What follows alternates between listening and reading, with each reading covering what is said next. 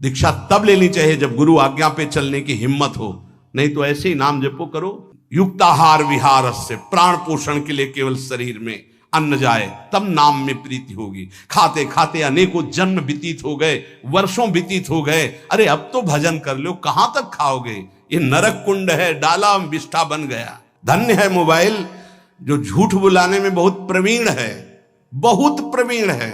आजकल लोग अपनी जीवनी शक्ति को बोलने के द्वारा बहुत नष्ट कर रहे हैं, व्यर्थ की बातें करते रहते हैं। चार आदमी चल रहे हो, आप पीछे चलिएगा, सुनते बेमतलब की बातें। नाम जब नहीं होगा वो डिलीट नहीं होंगी, वैसे ही बनी रहेंगी, अगले जन्म के लिए तैयार हो रहा है।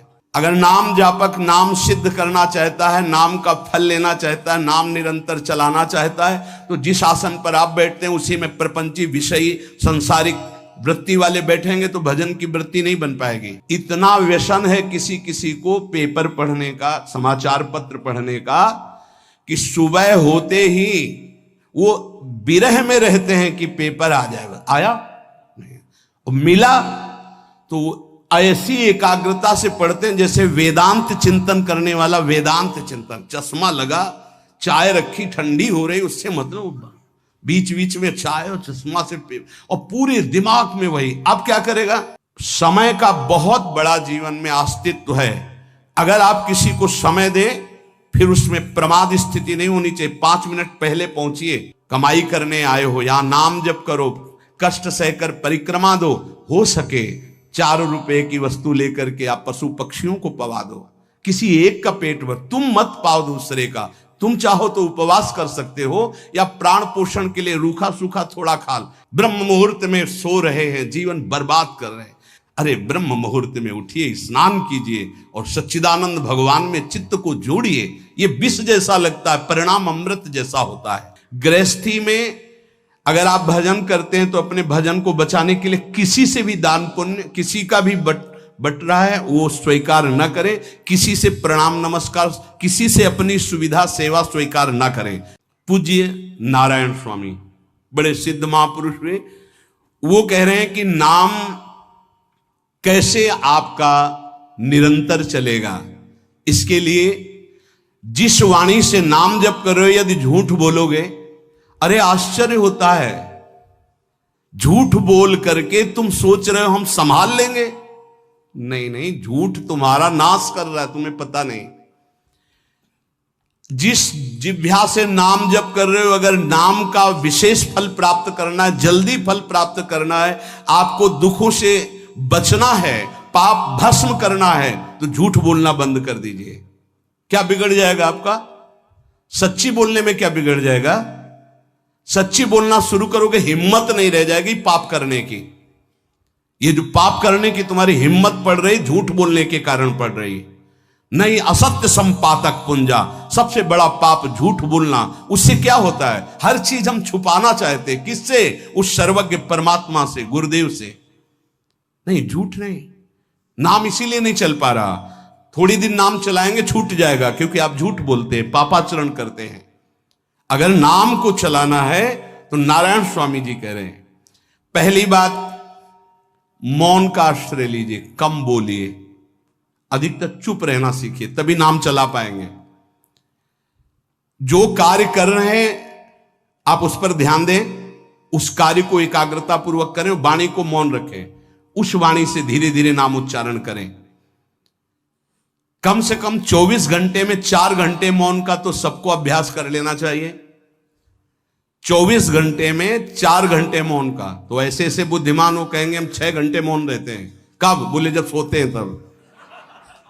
आप 4 घंटे कह रहे हो, हम 6 घंटे मौन रहते हैं। 24 घंटे में हम 6 घंटे मौन रहते हैं, बहुत बुद्धिमान है। बोले आप 4 घंटे कहते हो, हम 6 घंटे मौन रहते हैं। तो कब आप मौन रहते हैं? बोले जब सोते हैं तो 6 घंटे सोते हैं, मौन ही रहते हैं उस समय।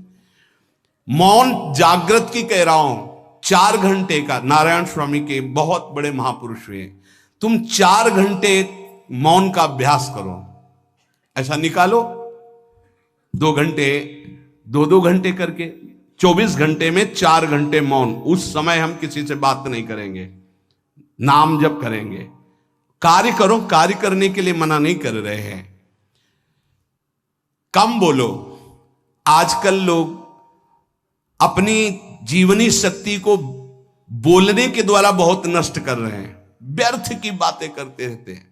4 आदमी चल रहे हो, आप पीछे चलिएगा, सुनते, बेमतलब की बातें। नाम जप नहीं होगा, वो डिलीट नहीं होंगी, वैसे ही बनी रहेंगी, अगले जन्म के लिए तैयार हो रहा है।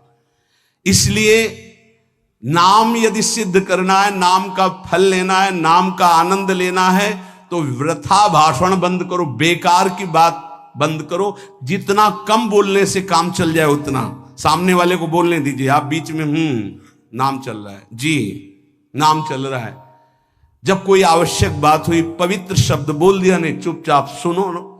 उसको लग रहा है कि आप संभाषण करो, मान लो रिश्तेदार है, नातेदार है, मित्र, अब आप व्यवहार में हैं, आप सीधे ये तो नहीं कह सकते हमसे बात मत करो, नहीं, हाँ बात कीजिए, लेकिन आप कम बोलिए, उसको बोलने दीजिए, आप नाम जप कीजिए, जरूरत भर बात कीजिए। बात में भगवान की चर्चा हो तो कोई बात नहीं, अगर प्रपंच की चर्चा है तो बचने की कोशिश कीजिए। अपने संबंधियों, अपने दोस्तों, अपने व्यवहारियों से व्यवहार, दोस्ती, संबंध शिथिल कीजिए, तभी नाम में प्रीति होगी। अगर ये कि अब हमारे दोस्त आ गए हैं तो फिर वो दोस्त छूट जाएगा नाम, अब बातें शुरू हो गई प्रपंच की। धन्य है ऐसी बुद्धि जो प्रियजनों से भी संभाषण केवल भगवत वाक्यों का, अन्यथा नहीं। इसीलिए इस मार्ग को वर्ण करना बहुत कठिन है। एक ऐसा तुम्हारा निवास स्थान होना चाहिए अलग, जिसमें अपने रिश्तेदार, नातेदार, व्यवहारियों का प्रवेश ना हो। आपकी शैया अलग होनी चाहिए। अगर नाम जापक नाम सिद्ध करना चाहता है, नाम का फल लेना चाहता है, नाम निरंतर चलाना चाहता है, तो जिस आसन पर आप बैठते हैं उसी में प्रपंची, विषयी, सांसारिक वृत्ति वाले बैठेंगे तो भजन की वृत्ति नहीं बन पाएगी। एक ऐसा, वैसे होते हैं घरों में बैठने वालों का अलग, लेकिन साधन कक्ष अलग होना चाहिए अपना। किसी का यदि प्रवेश ना हो तो आप देखेंगे कि आपके साधन के परमाणु आपको वहां बैठते ही तत्काल विक्षेप रहित करके भजन में लगा देंगे। अगर घर में ऐसा कुछ ना हो तो एक आसन अपना अकेला रखिए, जिस पर आप शयन करें वो आसन केवल आपका ही होना चाहिए। अगर वो सार्वजनिक बैठने के लिए ही है, ऐसी व्यवस्था नहीं, तो आसन समेट कर अपना अलग रख दीजिए और दूसरे आसनों पर बैठा लिए, फिर वो आसन हटाकर जब आप शयन करें तो आपका आसन होना चाहिए। इसका बहुत बड़ा प्रभाव पड़ेगा। कोई भी ऐसा दृश्य या पुस्तक ना पढ़ें जो वासनात्मक हो और प्रभु के नाम से आपको विमुख कर दे। अखबार आदि, समाचार आदि, ये हमारे चिंतन को नष्ट करते हैं। अगर नाम जप करना है, निरंतर नाम स्मृति बैठालनी है, एक घटना कई मिनट तक विक्षेप देती है। ऐसा हुआ, कैसे लोग हैं, अब उसमें तो समाचार ही हो रहे हैं, सैकड़ों बातें हो रही, पेपर है तो सैकड़ों बातें लिखी हैं, क्या क्या, अब वो सब दिमाग में भर गई। इतना व्यसन है किसी किसी को पेपर पढ़ने का, समाचार पत्र पढ़ने का, कि सुबह होते ही वो विरह में रहते हैं कि पेपर आ जाएगा, आया नहीं, और मिला तो ऐसी एकाग्रता से पढ़ते हैं जैसे वेदांत चिंतन करने वाला वेदांत चिंतन। चश्मा लगा, चाय रखी, ठंडी हो रही, उससे मतलब बीच बीच में चाय और चश्मा से और पूरे दिमाग में वही। अब क्या करेगा, जो पढ़ा है उसका चिंतन बनेगा, वही बोला जाएगा। अब जहां 4 मिले तो तुम्हें पता है, उत्तर प्रदेश में ये हुआ, मध्य प्रदेश में ये हुआ, चर्चा दिमाग। नाम जापक पूज्य श्री नारायण स्वामी कह रहे हैं, अखबार पढ़ना, दुनिया भर की प्रपंच की जिसमें बातें हैं, ऐसे समाचार, ऐसे टेलीविजन देखना, ये तुम्हारे हृदय में नाम नहीं चलने देंगे, तुम्हारी स्फुरणा को गंदी कर देंगे, बेकार का वक्त खराब होगा। इसलिए अगर आपको पढ़ना ही है तो धार्मिक ग्रंथों को पढ़िए, अपने इष्ट संबंधी ग्रंथों को पढ़िए नाम जपने के लिए। किसी को कभी वचन ना दें। 5वां, बहुत बहुत पॉइंट की बात करें, यदि आपने किसी को वचन दे दिया और पूरा नहीं किया तो भजन का फल वहां जाएगा, ध्यान रखना। यही हमसे सब त्रुटियां होती रहती है अपने लोगों से। जाओ आज से बाद वचन दे दिया हम ऐसा नहीं करेंगे, नहीं करेंगे चाहे मर जाएं। पर अपने लोग ऐसे फिसड्डी हैं कि शाम के वचन देते हैं और सुबह फिसल जाते हैं। 2-4 दिन बोलते बहुत चला फिर फिसल जाते हैं। बोले कसम से आज से ऐसा नहीं करेंगे। तो आप इसको खिलवाड़ न समझें, आपके सुकृत नष्ट हो रहे हैं, वासना आपके सुकृतों को नष्ट कर रही। दूसरा, जैसे आपने किसी से कहा कि मैं शाम के 5 बजे आ जाऊंगा, तो 5 बजने में 5 मिनट कम होने पर आपको पहुंच जाना चाहिए, 5 मिनट ओवर होने पर नहीं, उसके पहले ही आपको ऊपर। यह संतों के जीवन में देखा गया है। समय का बहुत बड़ा जीवन में अस्तित्व है। अगर आप किसी को समय दें फिर उसमें प्रमाद स्थिति नहीं होनी चाहिए। 5 मिनट पहले पहुंचिए। समय दिया है किसी को तो 5 मिनट पहले उसको इंतजार ना करना पड़े। रात को सोते समय नाम जापक उपासक विचार करें, मेरा नाम किन किन कार्यों में छूटा, मेरे से कौन कौन सा पाप हुआ, मैंने कौन सी आज गलती की जो नहीं करना चाहिए, और उसे डायरी में नोट करें। नारायण स्वामी कह रहे हैं दूसरे दिन सावधानी पूर्वक वो गलतियां ना होने पावे जो हमने आज की। जब उपासक सत्य बोलना स्वीकार करता है तो उसके हृदय में डर जागृत हो जाता है। ध्यान रखना, डर ये माया के द्वारा प्रेरित है। अगर व्यापार में सत्य बोलेंगे तो पैसा अधिक नहीं आएगा, अगर हम सत्य बोल दिए तो डांट लगेगी, अगर हम सत्य बोल दिए तो सब लोग जान जाएंगे मैं ऐसा गंदा हूं। सच्ची मानिए, सत्य बोलने का नियम ले लीजिए, आप निष्पाप हो जाएंगे, आप महात्मा बन जाएंगे अंदर से। कोई भी पापाचरण आपके जीवन में नहीं रह जाएगा। भगवान का नाम सत्य है, उस नाम को चलाने के लिए झूठ बोलने वाला नाम को कैसे चला सकता है? सत्य बोलने से यदि तुम्हारा नुकसान हो रहा है तो तुम सह जाइएगा। नारायण स्वामी कह रहे हैं उससे बड़ा लाभ आपको श्री भगवान प्रदान करेंगे। आप सत्य बोलिए। आजकल भगवान पर विश्वास नहीं, इसलिए झूठ पर विश्वास है। कलयुग की ऐसी प्रेरणा है कि सब झूठ बोलने लगे हैं। कोई डरता ही नहीं झूठ बोलने में, पूरा का पूरा। जैसे नहीं कहते कुछ तो सत्य होगा, ऐसे ऐसे महानुभाव हैं कि 100% झूठ बोल जाते हैं। 100%। धन्य है मोबाइल जो झूठ बुलाने में बहुत प्रवीण है, बहुत प्रवीण है। अरे भाई हम नहीं मिल सकते, आज हमारा मन नहीं है, खत्म खेल हो गया, सत्य बात है, नहीं मिल सकते आपसे, मत उठाओ फोन। अगर तुम्हें झूठे ही बोलना है तो फोन क्यों उठाओ? नहीं बोलेंगे, नहीं उठाएंगे तो समझ जाएगा कि उनकी रुचि नहीं। ये झूठ क्यों बोलना, सत्य बोलो। झूठ से यदि आप बच गए तो आपके जिह्वा पे नाम निरंतर चलने लगेगा। ये झूठ ही नाम नहीं चलने दे रहा। असत्य आचरण, छुपाने की वृत्ति, असत्य भाषण, ये नाम में प्रीति नहीं। किसी को भी फुसलाने के लिए झूठ मत बोलिए। सत्य बोलने का अभ्यास कर लिए तो पापी जीव भी महात्मा बन जाए। सत्य आवश्यक है। एक बड़े कागज पर ऐसी जगह लिख के रख लो जहां तुम उठते बैठते देखते हो कि मुझे सत्य बोलने का नियम लेना है, झूठ नहीं बोलना है। सत्य साधन कर लो, फिर देखो नाम कैसे चलता है। तपस्या, बड़े बड़े पुण्य, बड़े बड़े तीर्थ स्नान उतना पवित्र नहीं करेंगे जितना सत्य बोलने से होगा। पर बहुत कठिन है इस समय सत्य बोलना। मतलब बात बात पे असत्य का ही वर्ताव हो रहा है, असत्य का अच्छा, ये कोई संसारी आदमी में नहीं, कुछ ऐसे होंगे जो सत्य की वार्ता करते नहीं। प्रायः क्या जाता है, झूठ बोलने में बोल दिया और सामने वाला राजी हो गया, हम निकल गए। लेकिन सत्य ना होने के कारण आप में सत्य आचरण, सत्य स्वरूप भगवान का नाम, भगवान को कहा गया सत्य नारायण, वो नाम नहीं चलेगा। भजन करने का पहला साधन है सत्य बोलना। जबान से सत्य बोला जाए, और भजन की संख्या प्रारंभ में जरूर लेनी चाहिए। यदि 10 माला का नियम लिया, 20 माला का नियम लिया, तो उसे निर्वाह करो। जैसे यहां शरणागति मंत्र मिलता है तो 11 माला प्रारंभ में दी जाती कि आपको करना ही है, ज्यादा हो जाए वो ठीक, 11 से कम वो कभी जीवन में नहीं। अपने जीवन में गुरु आज्ञा 11 माला तो करनी है, हर समय करना है। पर ये मन थोड़े दिन तो नियम में चलेगा, इसके बाद छोड़ देगा। दीक्षा तब लेनी चाहिए जब गुरु आज्ञा पे चलने की हिम्मत हो, नहीं तो ऐसे ही नाम जपो करो। और जब नियम मिल गया 11 माला, तो चाहे प्राण निकल जाए, हमको 11 माला पूरे करने, प्राण निकलने तक गुरु आज्ञा का पालन करना है। यदि आप नाम जप अधिक मात्रा में नहीं करेंगे तो जो आपको नाम मिला है उसका फल आपको अनुभव में नहीं आएगा। क्यों?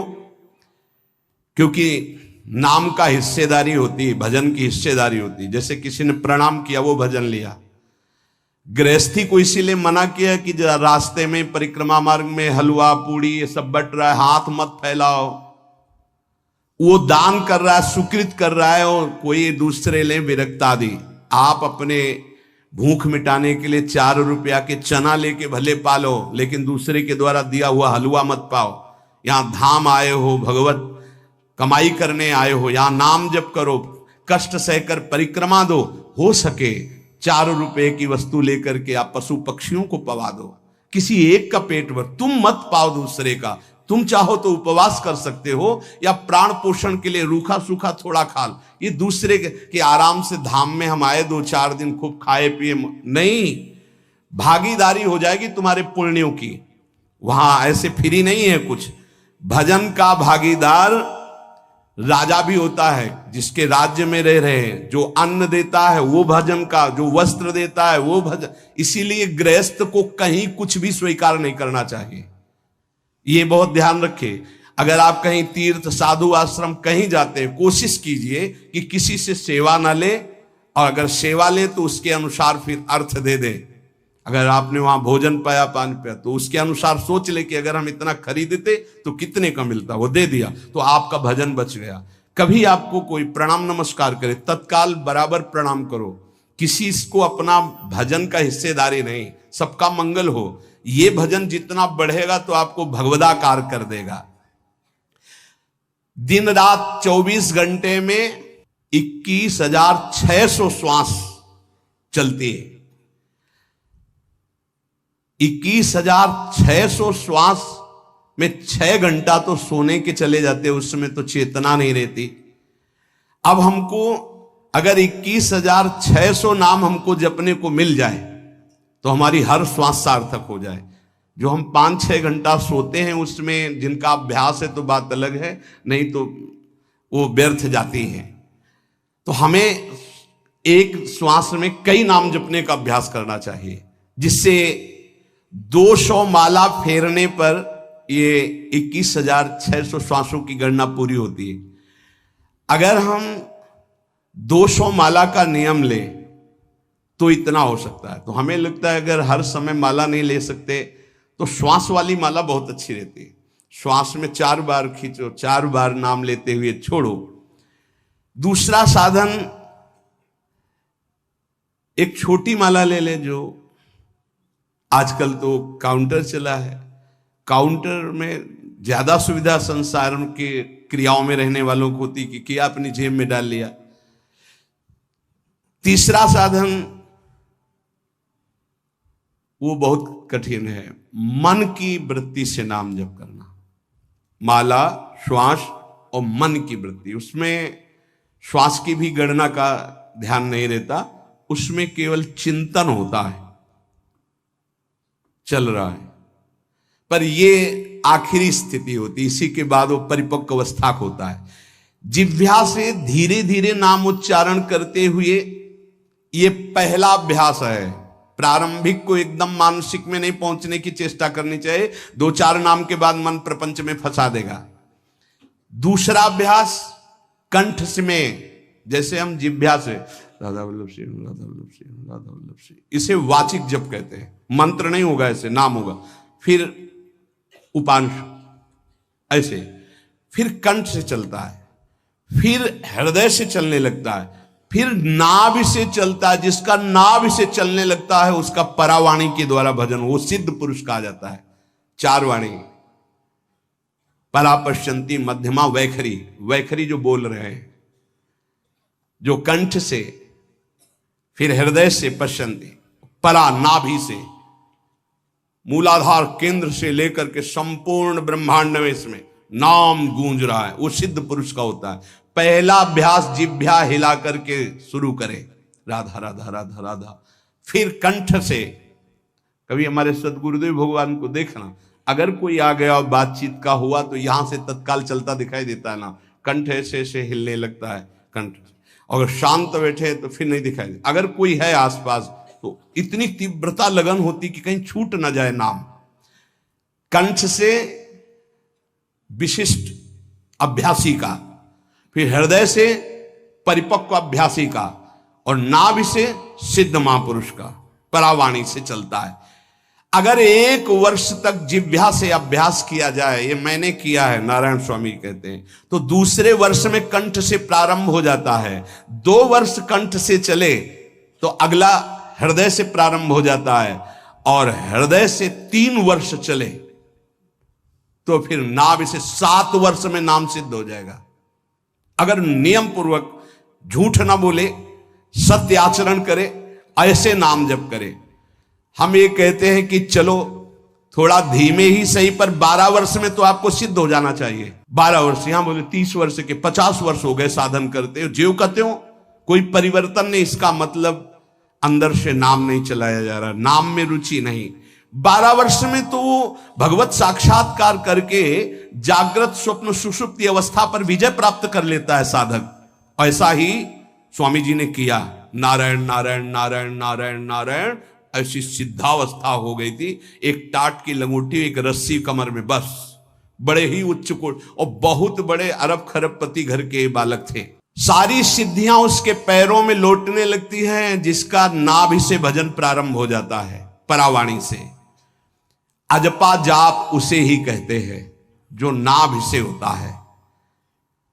अजपा जाप करने वाले उपासक में जो अजपा जाप करने की चाह रखते हैं, पहला भोजन पर ध्यान दे। सात्विक भोजन, पवित्र भोजन।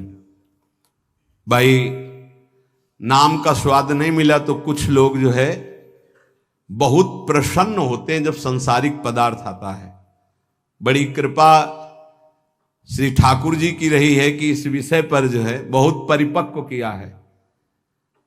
रोटी नहीं मिली, ये रबड़ी रसगुल्ला की तो बात जाने दो। गंगा का किनारा, गांव में जाना नहीं, जो आकाश वृत्ति से वो आ जाए वही। आप लोगों को तो रोटी तो मिल रही है। पहला नाम सिद्ध करने के लिए भोजन सात्विक और थोड़ा, अगर एक समय पाके निर्वाह कर लो तो अच्छा, नहीं तो 2 समय। 3 समय पाने का तो अधिकार ही नहीं साधक को। भगवान की बड़ी कृपा है, जब भूख थी तब था नहीं, और जब है तो भोजन नहीं पा सकते। वो बड़ा लीला बिहारी है। जब भूख थी तब भोजन नहीं, और जब भोजन है तो नियम कानून इसके लग गए हैं, ये इतना इतना। दूसरा, पहला भोजन पर पवित्र। देखो नाम जप के लिए बहुत आवश्यक है। यही जीवन है कि अगर आप नाम जप करने लगे तो हमारा बोलना, हमारा जीना सार्थक हो जाएगा। अगर नाम जप आपको करना है तो पवित्र भोजन होना चाहिए। 2 टाइम भोजन पाना है तो थोड़ा थोड़ा पाओ, पेट ना भरने पाए, ऐसा ना लगने की वजन बढ़ गया है। वजन बढ़ गया है तो भजन घट गया है, वजन घट गया है तो भजन बढ़ गया है। देखो तुम्हारे संसारिक संबंधी माता पिता चाहेंगे कि तुम्हारा चिकना शरीर होना चाहिए, हष्ट पुष्ट होना चाहिए, लेकिन हम चाहेंगे कि तुम्हारा भजन पुष्ट होना चाहिए, भगवदाकार वृत्ति होना चाहिए। शरीर तो आज है, कल नहीं रहेगा, चाहे जितना चिकना कर लो। संसारिक माता पिता के प्यार में और गुरु के प्यार में यही अंतर है। वो आपके स्वरूप को पुष्ट करेगा तो शरीर तो अपने आप, मन प्रसन्न है तो वो स्वस्थ है, अस्वस्थ होने पर भी स्वस्थ है। अगर शरीर स्वस्थ है और काम वासना है, नाना प्रकार की चिंताएं, ये थोड़ी माता पिता दूर कर पाएंगे। वो तो तपस्या और साधना से ही दूर होती है, ध्यान रख लीजिए। अधिक भोजन पाना, शरीर को बहुत पुष्ट बलवान कर लेना, तो हर इंद्रियों को भोग देना पड़ेगा आपको। वो कोई तपस्वी होता है, जो तपस्वी होता है वो संयमी होता है, जो संयमी होता है उसके चर्बी नहीं होती, ध्यान रखना। युक्ताहार विहार से, प्राण पोषण के लिए केवल शरीर में अन्न जाए तब नाम में प्रीति होगी। खाते खाते अनेकों जन्म व्यतीत हो गए, वर्षों व्यतीत हो गए, अरे अब तो भजन कर लो, कहां तक खाओगे, ये नरक कुंड है, डाला विष्ठा बन गया। नींद, एक नियम बना लो कि इतना ही सोना है। पता नहीं सोने में कौन सा सुख, नींद में केवल एक बात का सुख होता है, आपका संसार का चिंतन नहीं होता, तो आप जो शांत रहते हैं वो सुख होता है, लेकिन वो तमोगुणी सुख है। अगर आप जागृत में संसार का चिंतन न होने दें और भगवत चिंतन कर रहे हैं तो आप महापुरुष हो जाएंगे। सो सो के जीवन क्यों बर्बाद करते? एक टाइम रखिए सोने का, बस। ये कोई तुम्हारा सुख नहीं है, ये तमोगुणी सुख है। निद्रा आलस्य प्रमादोत्तम तत्तामस मुदाहृतम। और एक बात समझ लो, यद तज्ञे विषमि परिणामे अमृतोपमम, जिसमें विष जैसा शुरुआत में लगता है उसका परिणाम अमृत होता है, और जिसकी शुरुआत अमृत जैसी लगती है उसका परिणाम विष होता है। प्रातःकालीन उठ करके सत्संग में आना विष जैसा लगता है, लेकिन उठ के आ रहे हो तो इसका फल अमृत होगा। ब्रह्म मुहूर्त में सो रहे हैं, जीवन बर्बाद कर रहे हैं, अरे ब्रह्म मुहूर्त में उठिए, स्नान कीजिए और सच्चिदानंद भगवान में चित्त को जोड़िए। ये विष जैसा लगता है, परिणाम अमृत जैसा होता है। तीसरा, 24 घंटे में 1 घंटे का तो एकांतवास करना सीख ही लो, चाहे गृहस्थ हो चाहे कोई भी हो। 1 घंटे हमसे कोई बात नहीं करेगा, अपने दरवाजा बंद, थोड़ा 1 घंटे कोई ऐसा समय निकालो जिसमें चित्त को केवल श्री कृष्ण से जोड़ो, प्रियाजू से जोड़ सको। चौथा, विरक्त साधक, तकिया गद्दा, ये सब चीजें अगर लगा के सोओगे तो नाम जप नहीं होगा। देखो, हितधाम में कुशासन और एक ईंट कुशासन के नीचे, सर्दी में ओढ़ने के जो हमारे कंबल थे वो आटे का बोरा बलराम जी ला के दे थे। जीवन को यदि आप कसौटी पे नहीं कसेंगे तो भजन नहीं होने वाला।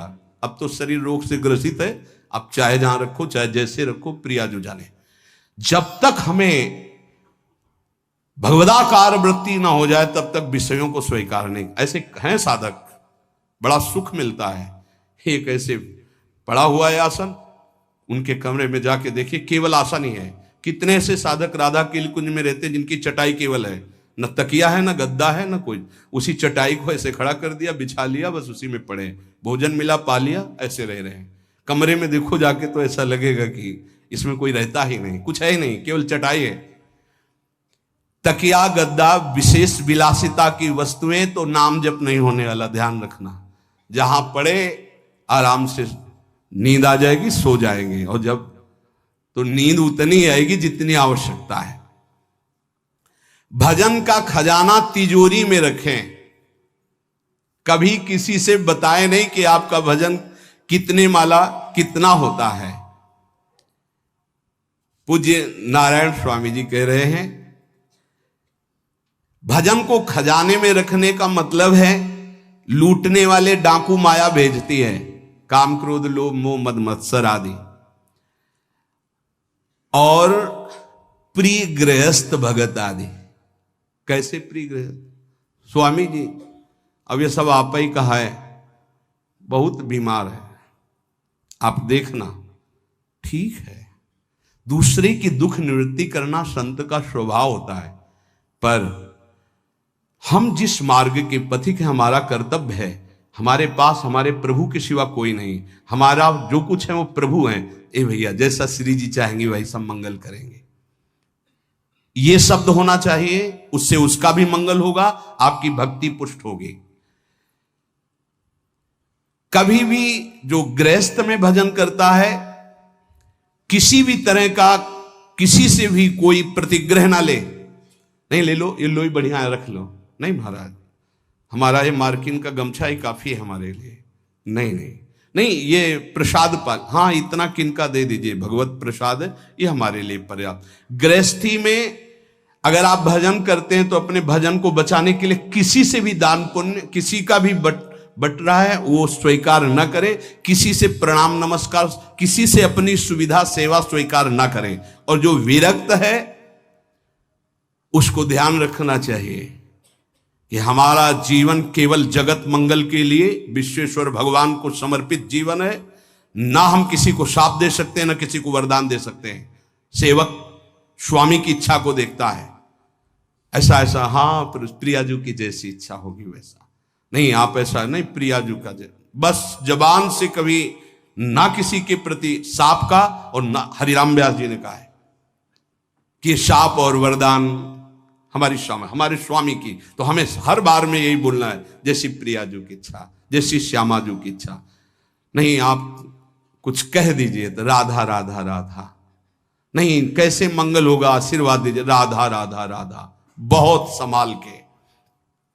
महात्माओं को इस बात में सावधान रखना चाहिए कि ये माया ममता का रूप धारण करके तुम्हारी तिजोरी को खाली कर देगी। खजाना लूटने के लिए माया बहुत अनुभवी महापुरुष है, सेवक के रूप में आती है, खास सेवक बनकर। आज तक जहां दगा हुआ है तो खास से हुआ है। जब वृक्ष कटने लगे तो आपस में बात की, भाई ऐसा कौन आ गया जो हमें काट सकता है? बोले हमारा कोई मिल गया। तो कुल्हाड़ में जो बेट है ना, बोले मिल गया कोई हमारा। खास बन करके आती है माया, सेवक सेविका रूप लेके। बहुत अनुभव की बात महापुरुषों की, मान लीजिए विरक्त जनों के लिए खास बात है। सेवक सेविका रूप रख करके माया आएगी।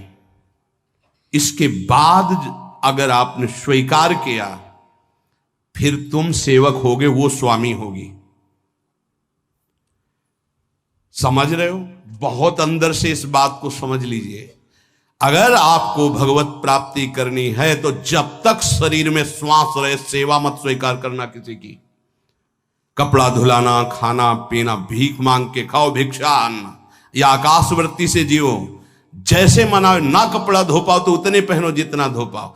किसी को अपनी सेवा में प्रवेश मत होने दो। अपने शरीर की सेवा, अपने जीवन की सेवा जब तक श्वास है तब तक स्वयं करो, नहीं तो तब लग जोगी जगत गुरु, जब लग रहे निराश, जब आशा मन में भई, जब गुरु और जोगी दास। इसलिए होश में परमार्थ के पथिक को कभी किसी की सेवा नहीं लेनी चाहिए, कभी किसी को सेवक नहीं बनाना चाहिए। भगवत भाव से नेकी कर दरिया में डाल, उपदेश दे दिया, चल अपने मार्ग में। जीवन की ये बात हमारी अनुभव की मान लीजिए। अगर निर्विघ्न पंथ निर्वाह करना है तो कभी किसी को यहां सेवक न बनाया जाए।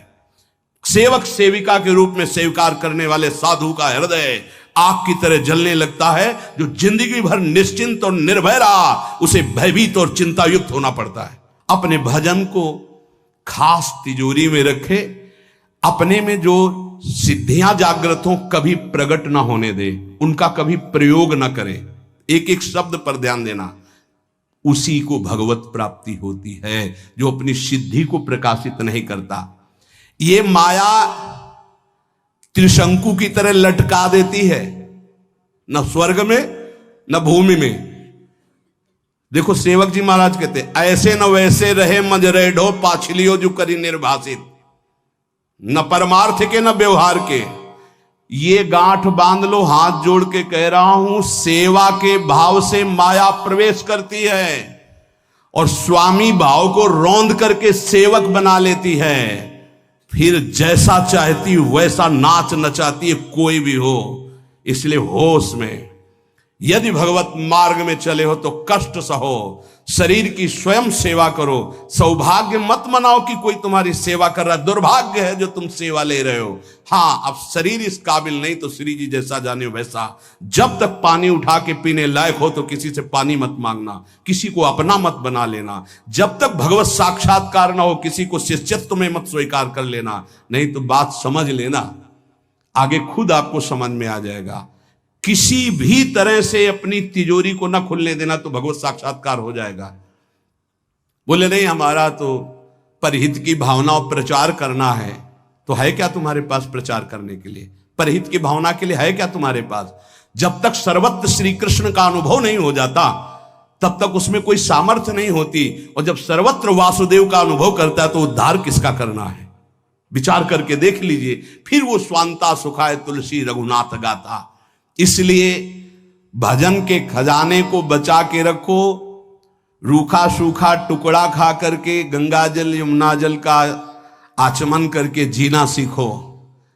अच्छे अच्छे पदार्थ सामने होने पर वही पदार्थ स्वीकार करो जिससे तुम्हारी जिह्वा रुचि ना कर पावे। ये दुष्ट है, इस दुष्ट को दंड दो।